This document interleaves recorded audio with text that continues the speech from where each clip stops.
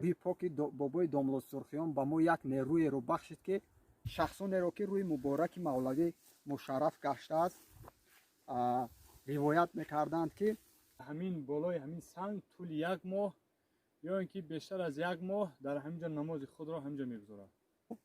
پیشتر یعنی که بابای داملو سرخیان در اینجا استقامت میکردند.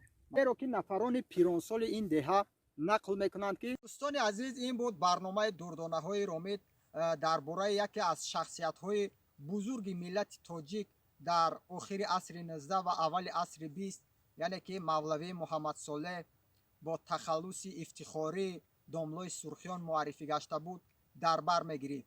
به همین خاطر برنامه دردانه‌های رومید رو ما در اینجا خاتمه میبخشیم و از هر یک شما تماشابینان عزیز خواهش داریم که به شبکه ما ابونه شوید و تکمچه لایک رو زیر نمایید تا برنامه‌های دیگر شاد و سربلند باشید. خیر دوستان.